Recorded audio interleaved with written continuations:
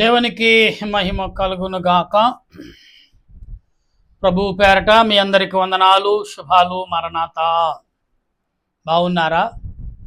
మీ అందరూ క్షేమముగా ఉన్నారని తలంచుచు మన ప్రభు అయిన యేసుక్రీస్తు యొక్క దివ్యమైన నామమున మీ అందరికి శుభాలు తెలియపరుస్తున్నాను.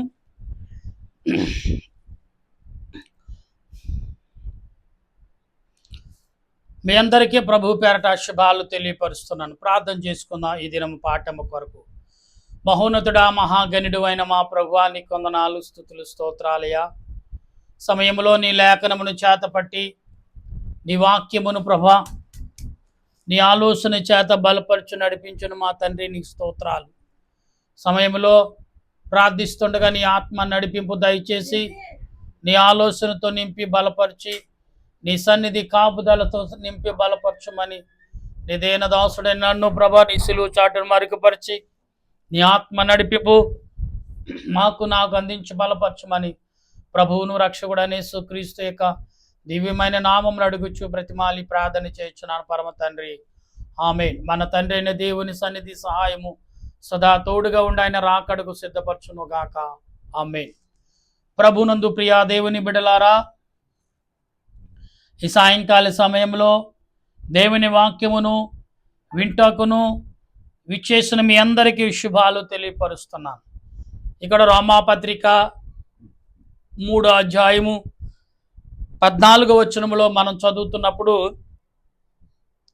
అపోస్తుడైన పౌలు అంటున్న మాటలని మనం ఒకసారి పరిశీలన చేద్దాం. 13వ వచనములో రాయబడుతున్న మాటలు: వారి నాలుకతో వారు మోసము చేయుదురు, వారి పెదవుల కింద సర్పము విషము ఉండెను అని ఇక్కడ చెప్తున్నాడు. పెదాలతో అబద్ధాలు ఆడటం అది క్యాజువల్గా అయిపోయింది. ఏదో సాధారణంగా ఏదో మంచినీళ్ళు తాగినట్టు అబద్ధాలు ఎలాగా మాట్లాడేస్తున్నాం మనం. చాలా దానికి అంతు చిక్కినట్టు అబద్ధాలు ఆడేస్తున్నాం.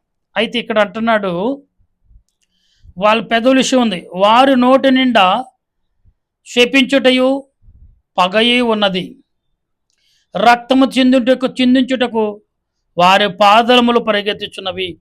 రక్తము చిందించుటకు వారి పాదములంట పరిగెడుతున్నాయంట. ఎంత పరిగెడుతున్నాయి? ఊహించినట్టు రీతిలో పరిగెడుతున్నాయంట. వారి పాదములు రక్తము చిందించుటకు పరిగెలెట్టుచున్నవి అంటున్నాడు. తర్వాత నాశనమును కష్టమును వారి మార్గములలో ఉన్నవి, శాంతి మార్గము వారు ఎరగరు, వారి కనులు ఎదుట దేవుని భయము లేదు. అంటే ఇక్కడ ఈరోజు పాఠం ఏంటంటే ప్రియులారా, లోబడుట. అసలు మనుషులకి లోబడే తనం ఉందా? వీళ్ళు కక్షలు, సాధింపులు, శాపకారమైన మాటలు ఇటువంటివే తప్ప లోబడే గుణము ఎవరికి లేదండి. లోబడదాము దేవునికి, దేవుని మనుషులకు లోబడి బ్రతుకుద్దామని ఆలోచన ఎవరికి లేదండి. ఎందుకు లేదు అంటే ఇక్కడ అంటున్నాడు ఏమని అంటే, వారు నోరు మూయబడినట్లు సర్వలోకము దేవుని శిక్షకు పాత్రమగునట్లు ధర్మశాస్త్రము చెప్పున వాటన్నిటినీ ధర్మశాస్త్రము లోనైన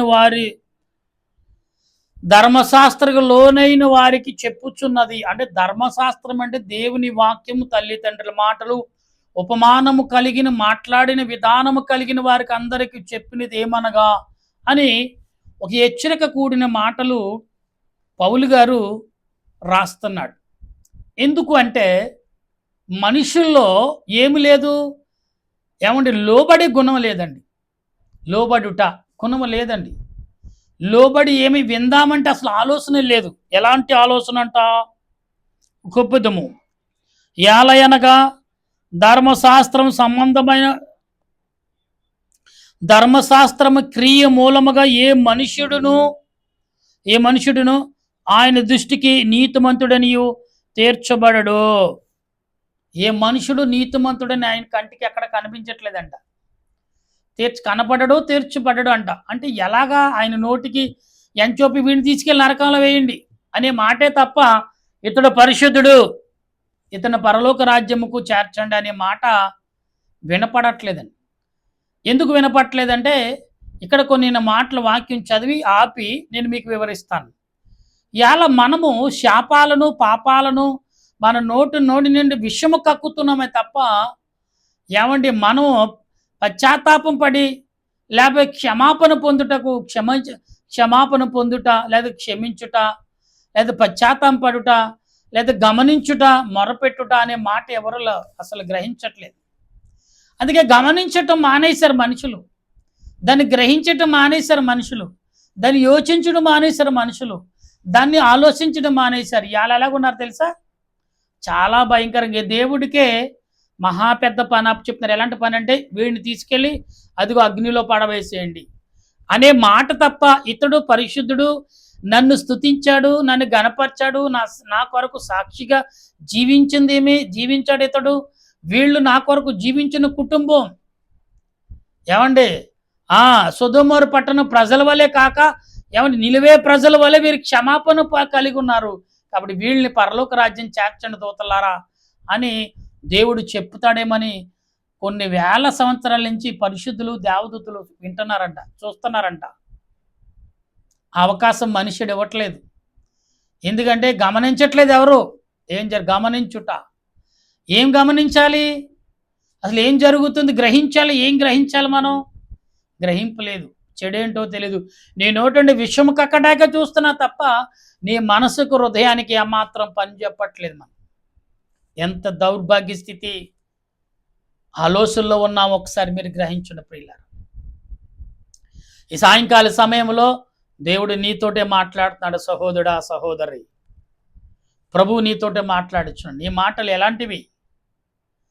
దేవుడికి శాపకరముగా దేవుడే శపించేలాగా నువ్వు ప్రవర్తిస్తున్నావా? దేవుని యందు విశ్వాసం భక్తి భయము కలిగి నీవు గమనించి గ్రహించి కనిపెట్టే లేకపోతే మొరపెట్టే స్థితిని నువ్వేను కలిగి ఉన్నావా? ఒకసారి ఆలోచించండి. గ్రహించండి. మొదట గ్రహించుట. ఇక్కడ మాట్లాడుతున్నా ధర్మశాస్త్రము వలన పాపమనగా ఎట్టిదో తెలియబడుచున్నది. ధర్మశాస్త్రం వలన ఈ పాపం ఏంటో మంచేటో తెలియబడుతుంది. నువ్వు పరలోక రాజ్యం చేరాలో నరకానికి చేరాలో పాపము నియమిస్తుందంటే చూడండి ఎంత దుర్మార్గతనం అండి. పాపం అంట. అసలు పాపం అనేది నీ డిక్షనరీ లేనిది ఇలా అదే నిన్ను పరీక్షిస్తుంది. పాపం అంటండి ఎక్కువ శాతం ఉంటే నువ్వు నరకానికే. 1% 0.1% ఉన్నా సరే దేవుడు నిన్ను పరలోక రాజ్యం చేరుస్తాడు. ఏంటి? ఆలోచించటం, గ్రహించుట, గ్రహిద్దాం, ఆలోచిద్దాం. ఈ రెండు నీలో ఉంటే 1% నీలో విశ్వాసం అనేది నీలో ప్రభు వైపు నా దేవుడు నన్ను రక్షించడా ఆశ ఉంటే చాలంటండి. అది మోడుబడిన చచ్చిపోయిందని చెట్టు కూడా సిగిరిస్తుంది. ఎందుకంటే దాంట్లో జీవం ఉంది కాబట్టి. నీలో కూడా క్రీస్తు అనే జీవం నీలో ఉంటే ఖచ్చితంగా నువ్వు సిగిరిస్తావు. నీ నోటికి శాపము కదా. అప్పుడు అంటాడు ఇతడు పరలోకములో ఉండవలసిన వాడు, తీసుకెళ్ళండి పరలోకంలో చేర్చండి. దేవత దురాత్మ అంటుందంట, ఇదేంటి ప్రభా వాడు పాపము చేశాడు అంటే పాపాలను వాడి మంచి తూకం చూశాను, వెలకట్టాను. ఇదిగో నీ పాపములు ఎందుకు పనికి రాకుండా అతనికి తానే ఏం చేస్తున్నాడు? పాపమని నాశనం చేస్తున్నాడు. అంతకంటే నాకేం కావాలి? కాబట్టి నీ పాపాన్ని జయించి పరిశుద్ధుడిగా మారి పరలోక రాజ్యం వైపు అతడు జ్ఞానము కలిగి, విధేయత కలిగి, వినయం కలిగి, ఆలోచన కలిగి అతడు గ్రహింపు కలిగి ఉన్నాడు. అందుకాబట్టి నేను పరలోక రాజ్యం అతనికి అర్హుడు అని దేవుడే నీ పక్షాన సాతానుతో వాదం వేస్తాడు. సాతానుగడు వాదం వేస్తాడు. ఏమండి? సాక్ష్యాలు చెప్తాడు. వాడి చెట్ట అయిపోతాడు. ఇదిగో ఈ టైంలో ఎలా మాట్లాడు, ఈ టైంలో ఈ పాపం చేశాడు. కానీ ఏ టైంలో ఎలాగా పశ్చాత్తాపడ్డాడో, ఎలాగా మరి క్షమాపణ పొందాడో, ఏ రకంగా దేవుని ఎదుట మొరపెట్టి కన్నీరు కార్చి దేవా నన్ను క్షమించు, నేను బాధ పెట్టానని ఎలాగా అపోస్తుడైన పౌలు వలె పశ్చాత్తాపడినాడో అట్టి వారందరినీ కూడా యేసుప్రభు ఏం చేస్తాడంట? ఆయన రాజ్యములోకి చేరిస్తాడు. కాబట్టి ఈ రోజున వింటున్న మీరు నేను మనమందరము కూడా ఆయన వాక్యాలు గమనిద్దాం. అయితే ధర్మశాస్త్రమునకు వేరుగా దేవుని నీతి, ధర్మశాస్త్రముగా వేరుగా దేవుని నీతి బయలుపరచబడుతున్నది. ధర్మశాస్త్రముకు వేరుగా నీతి బయలుపరచబడుతున్నది. ధర్మశాస్త్రానికి నీతికి చాలా వ్యత్యాసం ఉంది. ధర్మశాస్త్రం అంటే తీర్పు తీర్చిది, నీతి అనేది ఇంకెన్నడూ అన్యాయం నీలో లేదు కాబట్టి ఇతను డైరెక్ట్గా పరలోకం వెళ్ళిపోవచ్చు. దేవదూతలు మంచి కిరీటం పట్టుకుని, మంచి దండలు పట్టుకుని, మంచి దైవ కిరీటమును, ఆశీర్వాద కిరీటం పట్టి నీకు ధరింపచేయటకు పట్టుకుని ఉంటారు. నీవు ధర్మశాస్త్రానికి లోబడి నీ జీవితం, నీ శరీరం అంతా కూడా ధర్మశాస్త్రముతో అంటగొట్టబడింది, దానివల్ల కట్టబడ్డావు. కాబట్టి ఇప్పుడు నువ్వేం చేస్తున్నావు? ధర్మశాస్త్ర ఇతను అదిగో పరలోక వాస్తుడు. దేవదూతలు ప్రభువు చెప్పకుండా దేవదూతలు సిద్ధపడతారంట, రండి రాజా దయచేయండి, రాజా దయచేయండి అని. రాజకుమారుడు విచ్చేచున్నాడు హో అని ఎలాగైతే మనం చూస్తున్నాం రాజులు పిలిచినప్పుడు, ఇప్పుడు అంటే లేదా పూర్వకాలం ఉండేది కాబట్టి ఆ పదాలు మనకి బాగా అలవాటు. అయితే ఇక్కడ అంటున్నారు, దానికి ధర్మశాస్త్రమును ప్రవక్తలను సాక్ష్యం ఇచ్చుచున్నారు. అది యేసుక్రీస్తునందలి. అది చూడండి, ఎవరు ఇస్తున్నారంటే ధర్మశాస్త్రంకి ఈనాడు ప్రజలైన వారు కూడా సాక్ష్యం ఇస్తున్నారు. అది యేసుక్రీస్తు, అది యేసుక్రీస్తు అందులి నమ్మి వారికి అందరికీ కలుగు దేవుని నీతి అయి ఉన్నది. చూడండి, దేవుని యొక్క నామములో గ్రహించేవాడికి, గమనించేవాడికి ఏ నీతి అంటే నీతి అనేది వాళ్ళకి వెంబడిస్తుంది. అందుకే నీతి అనే తట్టి మనం నడువుని కట్టుకోవాలి. నీతి అనే తట్టి మన నోటు మీద కాల్చి. అందుకే ఏమండి పౌలు గారు అంటాడు, యోహాను గారు, ప్రభువా ఇదిగో అగ్ని పట్టుకుని దేవదూత ఒక కండగా పట్టుకుని నిలబడితే నా నాలికని కాల్చివేయమంటాడు భక్తుడు. ఇదిగో నా నాలిక అపవిత్రంగా ఉంది, కాల్చే ప్రభు అంటాడు. ఎందుకని నా మాట? ఒకవేళ అపవిత్రంగా నా నాలిక ఏమైనా పలికిందేమో అని భయపడతాను, నా నాలిక కాల్చేదేవా.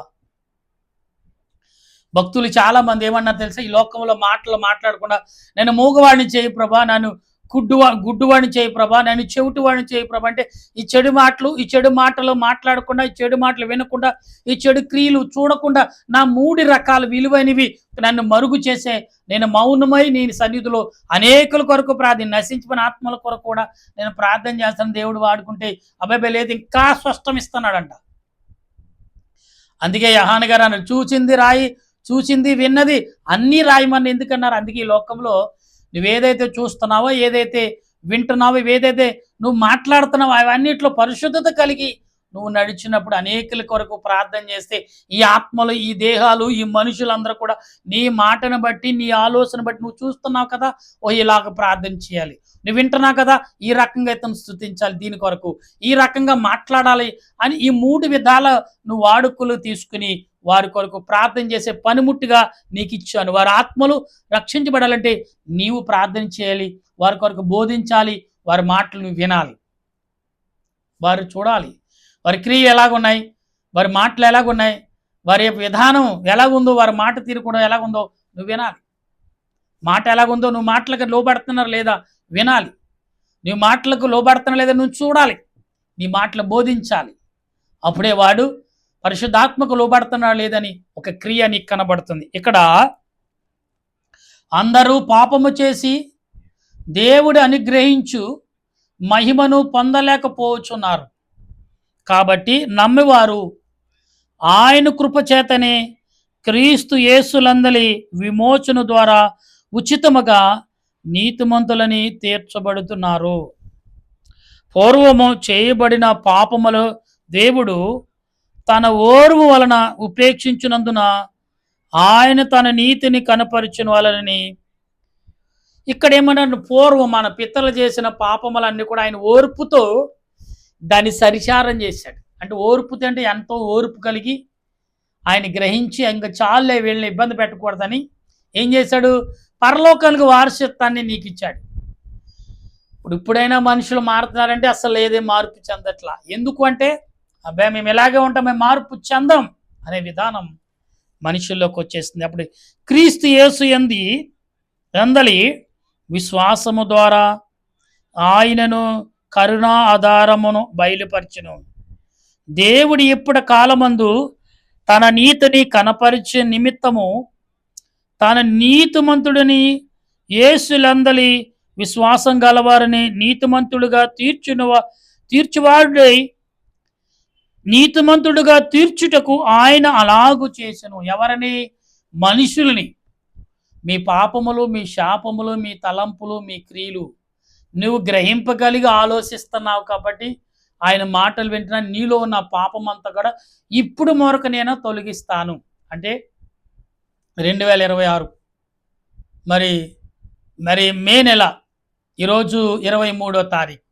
ఈ రోజు వరకు నా పాపములు కూడా దేవుడు రక్షించి ఆ పాపాలని ఆయనే స్వయముగా తీసివేసి కడిగేసి ఆ పాపాలతో నింపబడిన దురాత్మలను అగ్నిలో కాల్చివేసి మేలిము బంగారం వలె నీ దేహాన్ని, నీ మనసును స్వస్థపరిచి శుద్ధిపరిచి కడిగి పవిత్రత చేసి పరలోక రాజ్యంలోకి దేవదూతలు అప్పగించి, ఇదిగో పరలోకంలో ఇతను ఒక ఇల్లు ఉంది, ఆ గృహంలో ఇతను నిలబెట్టండి, అక్కడ గృహాన్ని దగ్గరికి తీసుకెళ్ళండి, అక్కడ అతను ఉంటాడు, ఆ పట్టణంలో ఉంటాడని దేవుడు చెప్తున్నాడు. అటువంటి ఆలోచన నీకుందా? అటువంటి గొప్ప తలంపు దేవుడు నీకు ఇస్తున్నాడు, నువ్వు గ్రహించగలిగి ఉన్నావా? అయితే నువ్వు సిద్ధపడు. ఒక ప్రయాణము చేయాలంటే, అమెరికా కానీ ఇతర దేశాలు వెళ్ళాలంటే ఎన్నో రకాల ప్లానింగ్లు నెల ముందు 6 నెలల ముందు మన ప్లాన్లో ఉంటాం. పాస్పోర్ట్ కానించి, టికెట్ కానించి, వెళ్ళవలసిన అక్కడ దొరకని మందులేను, అది ఊరే కానీ మందులు దొరకనట్టుగా మాట్లాడతారు. అక్కడ కంపెనీ వేరు, ఇక్కడ మందు ఒకటే, మాత్ర ఒకటే, దేహం ఒకటే, గాలి ఒకటే, నీరు ఒకటే. మనుషులు ఏదో దొరకనట్టు లగేజీలు వేసుకెళ్తూ ఉంటారు. పరలోకంలో వేరే ఉంది, ఓకే, ఒప్పుకుంటాను. పరలోకంలో ఇక్కడున్న మనుషులే, ఇక్కడున్న కానీ అక్కడ మనుషులే కానీ వారు పరిశుద్ధాత్మతో నింపబడిన మనుషులు. ఈ లోకంలో పాపముతోనూ ద్వేషముతో నింపబడిన మనుషులు కాదు, వాళ్ళు మనుషులే. అయితే వారు పరిశుద్ధాత్మతో నింపబడిన వారై, వెలుగుతో పరిశుద్ధపరచబడిన వారై, పరిశుద్ధాత్మతో నింపబడిన వారై పరలోకంలో సంచరిస్తారు. అందుకప్పుడు వారి మనుషులే. అబ్రహాము, ఏలియా, ఇలాగా అహరోన్, మరి ఇలా ఎంతో మంది పరలోక రాజ్యంలో భక్తులైన ఇద్దరు సజీవులుగా మనుషులుగా అక్కడ ఉన్నారంటే మనుషుల యొక్క కూడా ఈ దేహాన్ని బట్టి నువ్వు పరలోకం వెళ్ళిపోవచ్చు, పరలోకం నివసించవచ్చు అనే రీతిని రుజువు చేయటకు ఏమన్నా మరి చూడండి, ఏలియా గారును అహరోను మరి తెలుసు కదా, ఆనోకును పరలోక రాజ్యంలో మన దేహంతో దేవుడు తీసుకెళ్ళిపోయాడు. ప్రియులారా, మనం గమనించాలి ఒకసారి. ఏమండి, ఆనోకునేమో దేవుడు చేయి పెట్టి తీసుకెళ్ళిపోయాడు, చేయి పట్టుకుని నడిపించి తీసుకుపోయాడు. ఏలీనైతే అగ్ని రథాల ద్వారా తీసుకెళ్ళాడు. అబ్రహాం అక్కడ ఉన్నాడని ఎలా తెలిసిందంటే, ధనవంతుడు లాజర్ని పిలిచినాడు. నా పితడైన అబ్రహామా అని పిలిచాడు కాబట్టి ధనవంతుడు సజీవుడిగా పరలోకంలో అబ్రహాం కూడా నివాసం వస్తున్నాడని మనకి రుజువుకు దొరికింది. ఇలా అబ్రహామే కాదు, మన పితడైన అబ్రహామే కాదు, అబ్రహాము తర్వాత ఉన్న సంతానం, అబ్రహాము కుమారులు, అబ్రహాం ముదు మనవళ్ళు అందరూ వరుసెట్టి అక్కడే ఉన్నారు. మరి నీ వరుస ఎక్కడుంది? అబ్రహాము ముదు మనవడు ఏ వరుసలో ఉన్నావు? నువ్వు యాకోబు సంతానములో ఉన్నావా? యాకోబు సంతానములో ఏ గోత్రములో ఉన్నావు? ఒకసారి మనం మన గోత్రాలు కూడా పరలోకంలో రాయబడ్డాయి. నీ గోత్రము, నీ పుట్టిక, నీ నడిపింపు, నీ నడక అన్నీ కూడా రాయబడ్డాయి. అయితే కాబట్టి అతిశయ కార్యమున ఇక్కడ అది కొట్టివేయబడిను. ఏటి న్యాయమును బట్టి అది కొట్టివేయబడిను? క్రియా న్యాయమును బట్టే కదా?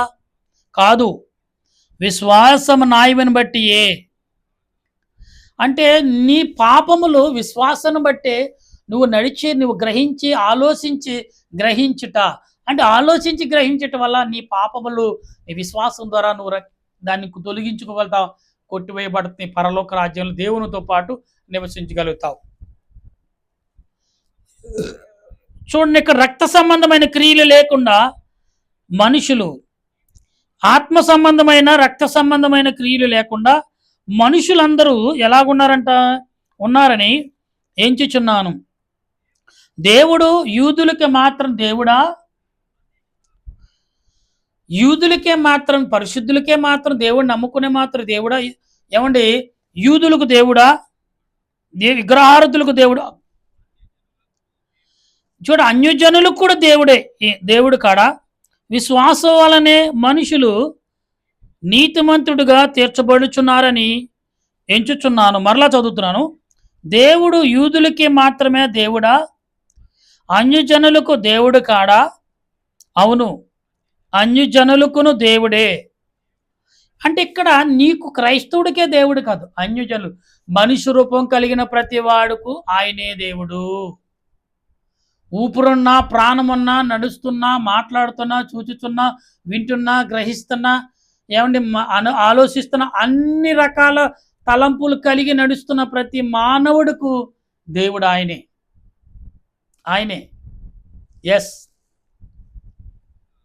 గనుక ఆయన సున్నత గల వారిని విశ్వాసముగా మూలముగా, సున్నత లేని వారిని విశ్వాసము ద్వారా నీతిమంతులుగాను తీర్చును. ఇక్కడేమన్నారు?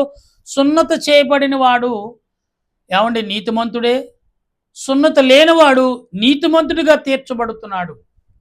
ఆనాటి కాలంలో, మోసే కాలంలో దేవుడు క్రైస్తవుని ప్రత్యేకపరిచాడు. సున్నత చేసుకోండి, సున్నత చేయబడిన వాడల్లో దేవుని నా పని కొరకు మీరు వాడబడతారని చెప్పాడు. అది కొనసాగించారు కొన్ని తరాల తర్వాత. యేసుప్రభు వచ్చిన ద్వారా సున్నత చేయబడలేదు, ఇంకా ఆగిపోయారు. అందుకే సున్నత చేయబడిన వారు, సున్నత లేని వారిని కూడా దేవుడు పవిత్రపరిచాడు. వీళ్ళు కూడా పరలోక రాజ్యంలో చేరవచ్చు. అయితే విశ్వాసము ద్వారా ధర్మశాస్త్రమును నిరర్ధకము చేయుచున్నామా? అట్లా అనరాదు. ధర్మశాస్త్రము స్థిరపరచుచున్నాము అంటే ధర్మశాస్త్రమునికి మనం ఎలా లోబడాలో, ఎలా మాట్లాడాలో, ఎలా ఉపదేశించాలో దాన్ని గ్రహించండి తప్ప ధర్మశాస్త్రముకు ఉపదానము లేకుండా ఎలా అలా మాట్లాడవద్దని లేఖనం చెప్తుంది. నా ప్రియ దేవుని సంగమా, దేవుని బిడ్డలారా, ఈ సాయంకాల సమయంలో గ్రహించండి. గ్రహించుట అంటే ప్రతి దాంట్లో ఆలోచన మనకు ఉండాలండి. అప్పుడే పరలోకంలోకి వెళ్తాము, నరకానికి పరలోకం వెళ్ళినప్పుడు నరకం దాటి వెళ్ళాలంట. ఆ సంగతి మీకు తెలుసా? నరకాన్ని దాటే మనం పరలోకం వెళ్ళాలి. అవతలే దేవదూతలు ఉంటారు, యువతలు దేవదూతలు ఉంటారు. రెండు పక్కల దేవదూతలు ఉంటారు. ఒక దేవదూత అంటుందంట, ఇదిగో ఇదే నీ స్థలం అంటుంది. కానీ పరలోకంలో ఉన్న దేవదూత కాదు. జాగ్రత్తగా ఆలోచించు. నువ్వు ఎక్కడైనా విశ్వాసంతో ఉన్నావా? ఆ విశ్వాసం ఇదిగో రా, దాటి ఇదిగో నిచ్చును వేస్తాను, దాటి రండి అని ఆ అగ్ని దగదగ మండుచున్న కాలవల వెలే ఉంటుందంట. అగ్ని కేకలు, బొబ్బులు వినపడతాయంట. కానీ కిందకు చూస్తే అరిచేవారు, కేకలు వేసేవారు, పాపం చేసేవారు. ఎవడే పాపం చేశాడో వాడి చిట్టా కనపడుతుందంట, అరుస్తాడు, కేకలేస్తాడు. ఏమండి మంచి చేసిన వారేమో పరలోక రాజ్యంలో నడిచి వెళ్ళట ఆ వెలుగును చూస్తూ నడిచి వెళ్ళిపోతారంట. నుచ్చునే పడుతున్నాడు, నేను పరిశుద్ధుడిని తండ్రి, నీ బిడ్డనే నేను అనుకుని కళ్ళు మూసుకుని నువ్వు ప్రార్థించు లోపలే నువ్వు ఆటోమేటిక్గా ఏం దాటేస్తావు? నరకం దాటేస్తావు. నరకం దాటి ప్రభు దేవదూతలతో చక్కగా వెళ్ళిపోతావంట.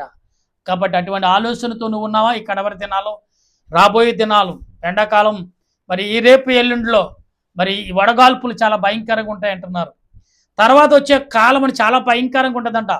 ఉరుములతోనూ, తుఫానులతోనూ, సుడిగాలులతోనూ, వడగండల వానతో పడుతుందంట.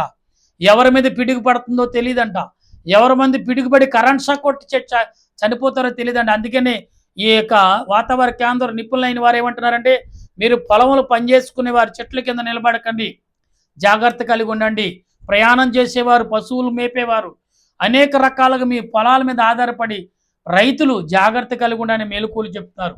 గాలి దుమ్మి నిన్న చూసాం విజయవాడ సైడ్ అంట, మనుషులు ఎగిరిపోతున్నారండి తెలుసా. బల్లలు ఏమండి చాలా మోటార్ సైకిళ్ళు సుమారు 120 కిలోలు బరువున్న మోటార్ సైకిల్ కూడా గాలిలో కొట్టుకుపోతుంది. ఎంత భయంకరమైన సుడిగాలు వస్తున్నాయో. 150 కిలోమీటర్ల వేగం అంట. అంటే ఆటోమేటిక్గా ఇంటి మీద రేకు కప్పు ఉంటే రేకులు కూడా లేచి వెళ్ళిపోతాయి. జాగ్రత్త అండి. మరి మేము రేకుల రూమ్ వేసుకున్నాం, లక్షల రూపాయలు ఖర్చు పెట్టుకున్నాం, అయ్యో కప్పు లేచి వెళ్ళిపోయిందండి. దాని తగ్గ జాగ్రత్తలు తీసుకోకపోతే ఇంటి కప్పు కూడా సుడిగాలి ద్వారా లేచిపోయే కాలం వచ్చేస్తుంది. చాలా దుర్మార్గమైన, ప్రమాదకరమైన కాలమైన. దుర్మార్గం అంటే మనం చేసిన పాపాల వల్ల, ప్రమాదకరం అంటే మనం చేసిన వాళ్ళ క్రియల వల్లే. ఇవన్నీ గమనించండి. జీవితంలో జాగ్రత్త కలిగి ప్రయాణం చేయండి. దేవునిని వేడుకోండి, మీరు ప్రతిమాలుకోండి, గ్రహించండి, ఆలోచించండి. అటువంటి దీవెన పరిశుద్ధాత్మ దేవుడు మనందరికి అందించును గాక. ఆమేన్. ప్రార్థన చేసుకుందాం. దయగల దేవా, నీ కొందరు ఇంతవరకు చక్కటి మాటలు మాకు బోధించాం. నీ రాజ్యం గురించి గమనించటం ఎంత గొప్పదో, ఎంత గ్రహించట ఎంత మంచిదో మాకు చూపించావు. అలాగే మేమే కదా, మా బిడ్డలు అనేకులు నీ వాక్యం ద్వారా నడుచుకుని, నీ వాక్యం ద్వారా మాట్లాడి ప్రార్థించే కృపను ప్రతి వారికి దయచేయమని తండ్రి ఈ సాయంకాల సమయం సుఖలు తెరవండి.